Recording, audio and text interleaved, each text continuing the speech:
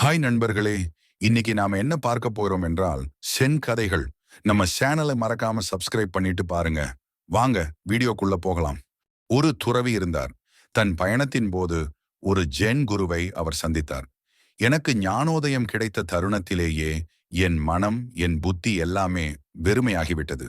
என் மனதில் இப்போது புத்தரோ, வேறு துறவியோ, உழைப்போ, பரிசோ, ஏன் ஞானோதயமோ கூட இல்லை. ஒன்றுமற்ற தன்மைதான் எல்லாவற்றின் அடிப்படை தன்மை என்று துறவி பெருமையாகச் சொன்னார். ஜென் குரு பொலேர் என்று அவரை தலையில் அடித்தார். துறவி அதிர்ந்து, எதற்காக என்னை அடித்தீர்கள் என்று கோபமானார். ஞானோதயம் என்பது போராடி கைப்பற்ற வேண்டிய ஒரு நிலை அல்ல. பெருமைக்குரிய சாதனையாக அதை நினைப்பது எப்படி இருக்கிறது தெரியுமா? இன்று ஒரு வாழைப்பழம் சாப்பிட்டேன் என்பதையே பெருமையாக கொண்டாடிக் கொள்வது போல் இருக்கிறது. ஞானோதயம் என்பது இங்கிருந்து வேறு எங்கோ குடிபெயர்வது அல்ல. ஞானோதயம் என்பது கூடு திரும்புவது போல் ஒரு அடிப்படைத்தன்மை. கூட்டை விட்டு பல பறவைகள் பறந்து போய்விட்டதால் கூட்டுக்கு திரும்புவதே அவற்றுக்கு பெருமையாக தோன்ற ஆரம்பித்து விட்டது. வெறுமை என்றால் எதற்கும் உபயோகமில்லாமல் புத்தியற்றவராக ஆகும் தன்மை அல்ல. வெறுமை என்றால் நீங்கள் சேகரித்த தன்மைகளை வைத்து உங்களை நிரப்பிக் கொள்ளாமல் இருப்பது.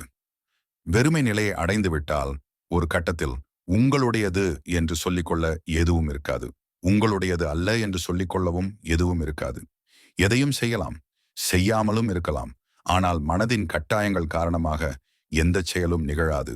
ஞானோதயம் என்றால் வெறுமை என்று எங்கோ கேள்விப்பட்டதை வைத்து அந்த துறவி பெருமை அடித்துக் கொள்கிறார் என்று கண்டுபிடித்துவிட்ட ஜென்குரு அவரை அடித்தார். அதற்கு உடனடி எதிர்ச்செயலாக துறவிக்கு கோபம் வந்துவிட்டது. வெறுமையான நிலையில் இருந்தால் கோபம் கொள்வதும் அமைதியாக இருப்பதும் உங்கள் விருப்பப்படி நடக்கும். வெளியிலிருந்து வேறு யாராலும் அதை தூண்டிவிட முடியாது. ஞானோதயம் அடைந்தவர்கள் அந்த நிலை பற்றி அதிகம் சொல்லாமல் இருப்பதே நல்லது. இல்லாவிட்டால் ஏதோ சில முட்டாள்கள் அந்த வார்த்தைகளை மட்டும் பொறுக்கி எடுத்துக்கொண்டு மற்றவரை ஏமாற்ற பார்ப்பார்கள். அதைவிட மோசம், ஞானோதயம் கிடைத்துவிட்டதாக அவர்கள் தங்களையே ஏமாற்றிக் கொள்வதுதான். Make sure to subscribe and hit that notification bell so you never miss an update. இன்று என்னுடன் சேர்ந்து இருந்ததற்கு மிக்க நன்றி. நான் உங்களுக்கு இந்த வீடியோவை உருவாக்குவதில் எனக்கு பிடித்தது போலவே நீங்கள் இதை பார்ப்பதில் மகிழ்ச்சி அடைந்தீர்கள் என நம்புகிறேன்.